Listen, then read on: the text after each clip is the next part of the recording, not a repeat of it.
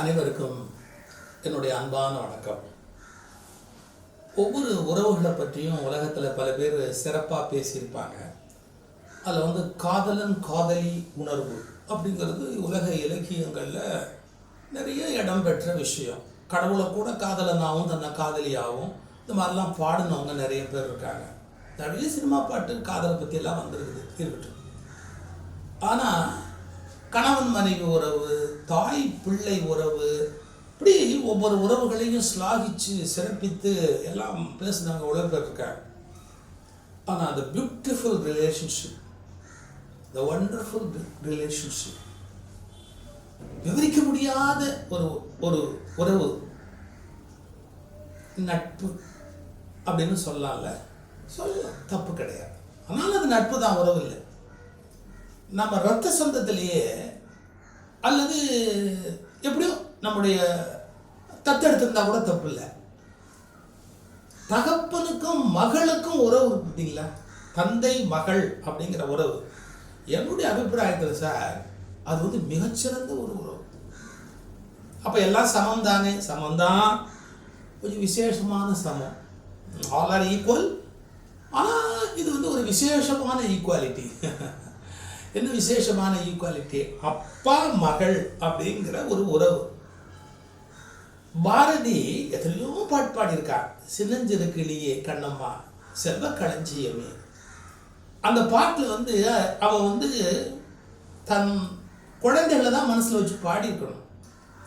ஒரு சின்ன பெண் குழந்தை அவன் அப்படி ஓடி வரும்போது ஓடி வருகிற தேன், சின்ன பட்டு பாவாடை, இல்லை அவன் தகப்பனுடைய வசதிக்கு தகுந்த ஒரு பாவாடை, பொய் நகையோ போலி நகையோ நிஜமான நகையோ தங்கமோ வெள்ளியோ ஏதோ வேணாலும் இருக்கலாம். அந்த பொம்பளை பிள்ளை குழந்தை, பெண் குழந்தை, அந்த பெண் குழந்தைக்கும் அப்பாவுக்கு நடுவில் ஒரு அதீத நெருக்கமும் இருக்கும், ஒரு அதீத டிஸ்டன்ஸும் இருக்கும். இந்த பூமிக்கும் சந்திரனுக்கும் பூமிக்கும் சூரியனுக்கெல்லாம் இருக்கிற இடைவெளிங்கிற மாதிரி இந்த தகப்பனுக்கும் மகளுக்கும் இடையில இருக்கிற ஒரு விதமான உறவு. இதை ஒருத்தர் ஒரு சின்ன கட்டுரை எழுதியிருக்கார். ஒரு தந்தைக்கும் மகளுக்கும் இடையில இருக்கிற உறவு அப்படின்னு எப்படி அழகாக எழுதுறாரு பாருங்க. ஒருத்தர் கேட்குறாரு, திருநெல்வேலி ஸ்டைல் எழுதுறாரு, என்னப்பா உனக்கு மக பிறந்திருக்கலாமே அப்படின்னு கேட்குறாரு. ஆமாம்மா, அதுக்கு தான் புது ஃபேன் வாங்குறதுக்கு வந்தேன். ஏன் இவ்வளோ நாளாக ஃபேன் வாங்கலை, இன்னைக்கு வாங்குறேன்? பிள்ளைக்கு வேர்க்குமே. அந்த கவலை தகப்பனுக்கு வருது. பொம்பளை பிள்ளைய அப்படி சீராட்டி வளர்ப்பான். பொம்பளை பிள்ளைக்கு கள்ளிப்பால் கொடுக்கலையா, அது கொடுக்கலையா, அது ஒரு பக்கம் சார். ஆனால் முறையாக பொம்பளை பிள்ளைங்க வீட்டில் வளர்த்த அப்பாவுடைய அன்பு என்னங்கிறது அதெல்லாம் அனுபவிச்சவங்க தான் தெரியும். ஃபேன் வாங்கியிருக்கியா? என்னத்துக்கு? பிள்ளை தூங்க கஷ்டப்படுவாள்ல, தூங்குறதுக்கு உனக்கு ஃபேன் வேணும்ல. அப்புறம் கொஞ்ச நாள் கழிச்சு, என்னப்பா ஏதோ கோயிலுக்கு போகணும் அப்படின்னு பணம் கேட்டியாமே, என்னத்துக்கு? மவளுக்கு காது குத்தி மொட்டை போட போகிறேன், கையில் காசு இல்லை. அதான் உங்ககிட்ட காசு இருந்தா காசு வேணும். கடன் வாங்கிட்டா அது பொம்பளை பிள்ளைக்கு நகை வாங்கி போடுவான். என்ன செருப்பு கடைக்கிட்ட நின்றுட்டு இருக்கிய? என்ன பிள்ளைய கான்வென்ட் ஸ்கூலில் சேர்த்துருக்கேன், அந்த ஷூ வேணும் அப்படின்னாங்க. உள்ளே பார்த்து எடுத்துக்கிட்டு இருக்கா. அம்மையும் மவளும் அங்கே தேடி எடுத்துக்கிட்டு இருக்கிறா. வாசலில் காவலுக்கு நிற்கேன். அவளுக்கு ஷூ வாங்கி கொடுக்குறது செருப்பு கடை. ஒரு சின்ன பத்திரிகை அடித்து கொண்டாந்துருப்பா.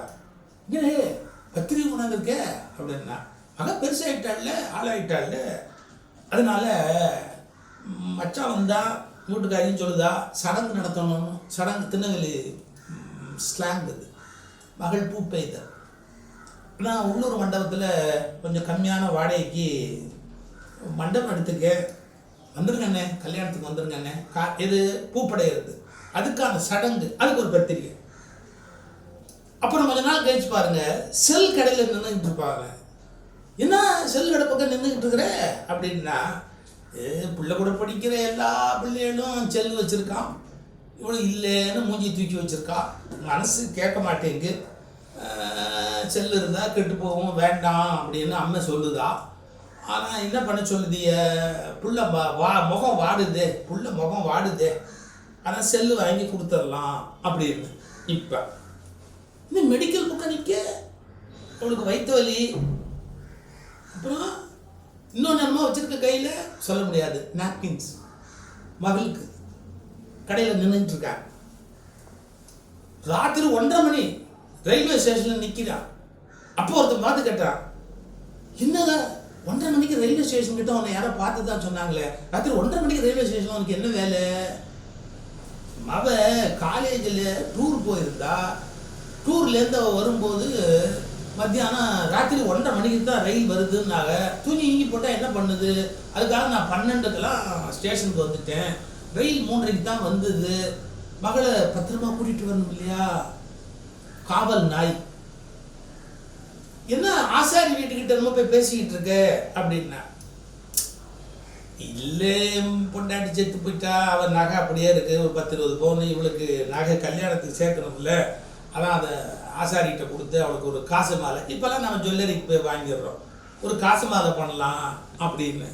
இல்லை மக கல்யாணம் பண்ணி கொடுக்க போகிற, பொண்டாட்டியும் செத்து போயிட்டா, சாப்பாட்டுக்கு என்னல பண்ணுவே?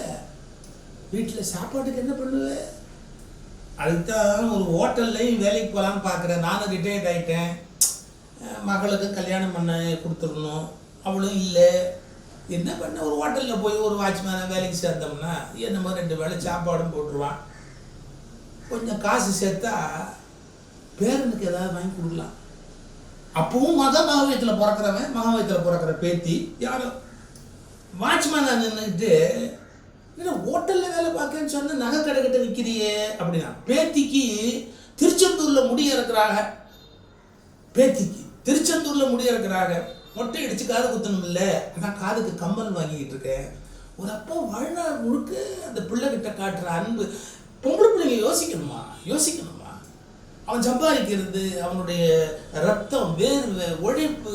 பொம்பளை பிள்ளைங்களுக்கெல்லாம் அப்பனோட அருமை தெரியணுமா இல்லையா? ஏன் அம்மா அருமையான அம்மா சொல்லிக்கிட்டே இருப்பா, அவனுக்கு அத்தை பண்ணு, இத்தை பண்ணு, அந்த ஒன்றையும் சொல்ல தெரியாது இந்த பாவிக்கு.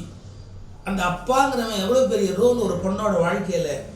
கொஞ்ச நாள் கழிச்சு பாருங்களேன், மறுபடியும் எதுவும் பாட்டு நின்றுக்கிட்டு திருச்செந்தூரில் முடி எடுக்காங்கன்னு சொன்ன கொஞ்ச நாள் கழிச்சு சொல்லுவான், பேத்தி பெரிய மனுஷி ஆகிட்டா, அவளுக்கு ஏதாவது நகை போட வேண்டாமா?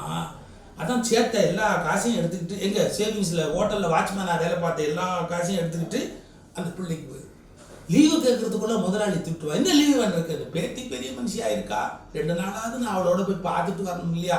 பேத்தி பாருங்க, என்ன மக வைத்து பேத்தி, அந்த தகப்பனுடைய அந்த பற்று, அந்த பாசம், அந்த அன்பு, அது ஒரு ஆற்றொழுக்கா குற்றால அறிவு மாதிரி கடைசி வரைக்கும் போகுது.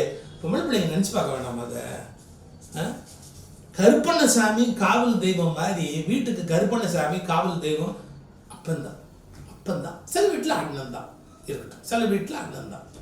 எதுக்கு இந்த சொல்கிறேன்? இதை ஒரு அருமையான கட்டுரையாக ஒருத்தர் எழுதியிருக்காரு. அந்த கட்டுரை நாங்கள் எதில் போட்டுக்கிறோம்? எங்கள் ஒளிபரவட்டும் இதழில் போட்டுக்கிறோம். இந்த ஒளிபரவட்டும் இதழ் உங்களுக்கு தெரியும் எப்படி படிக்கணும்னு. கீழே டிஸ்கிரிப்ஷன் பாக்ஸு, இதுக்கு கீழே அதை போய் சொடுக்கினீங்கன்னா அதை படிக்கலாம். அருமையான கட்டுரை. இப்போ நான் என்னோட இன்னொரு பகுதி சொல்லிட்டுமா, வயசானவங்கள யாராவது வீட்டில் கவனிக்கிறாங்க. பெருவாரியான ஒரு தகப்பனுடைய கடைசி காலம் மௌனம், தனிமை, ஒதுக்கி வைக்கப்படுதல், புறக்கணிக்கப்படுதல். இது நியாயமா? அதனால் உழைச்சாங்க நமக்கு அப்பா அம்மா அப்படிங்கிற உணர்வு பிள்ளைகளுக்கு இருக்கணும். குடும்பத்துக்கு உழைச்சி ஓடான போனதுக்கு அப்புறம் அவன் கௌரவமாக வாழணும், கௌரவமாக சாகணும் இல்லையா? ஒரு மூலையில் மரியாதை இல்லாமல் வச்சு அப்பா அம்மாவை வளர்க்குறது. எனக்கு தெரிஞ்ச ஒருத்தர் அப்பா விருப்பத்துக்காக அவர் எதுனாலும் வீட்டில் அவர் முதுமை அடைஞ்சு அவரை கேட்காம ஒன்றுமே செய்ய மாட்டார். அவர் சந்தோஷத்துக்காக என்ன வேணாலும் அவர் தன்னுடைய வாழ்க்கையை தியாகம் பண்ணுவார். அவர் இல்லாட்டி நான் படிச்சிருக்க முடியாது சார், டாக்டராக இருக்க முடியாது சார், நான் ஒன்று தெருவில் சாதாரணமாக இருக்கணும், எங்கள் அப்பா செஞ்ச சேவை கொஞ்சம் நெஞ்சம் இல்லை அப்படி. எப்போவுமே வாய் திறந்து அப்பா கேட்க மாட்டாங்க. ஆனால் அவங்களுக்கு என்ன வேணும்னு கவனிக்கணும். ஒரு வாரப்பத்திரிகை வேணும்னா கூட சார் கேட்க மாட்டாங்க சார். வீட்டில் இருக்கிற அப்பா நாம தான் வாங்கி கொடுக்கணும். அவர் மூலையில் வைக்கக்கூடாது, நல்ல நடுக்கூடத்தில் உட்காந்து வச்சு கொண்டாடணும். இந்த குடும்பத்தோட தேவைகளை பார்த்து செஞ்ச பெரியவங்க, அவங்க செத்ததுக்கப்புறம் அதை பண்ணியிருக்கலாமோ, இதை பண்ணியிருக்கலாமோ, வடை பாயசம் வச்சு திதி கொண்ட, அதெல்லாம் ஒன்றும் வேண்டாம். செத்ததுக்கப்புறம் வடை பாயசம் அது பண்ணுறதுனா பண்ணுங்க. நான் வேணான்னு சொல்லிட்டேன்னு அதை கூட சில பேர் பிரச்சனையாக்குவாங்க. பண்ணுறவங்களாம் தாராளமாக பண்ணுங்க, நான் வேண்டான்னு சொல்லலை.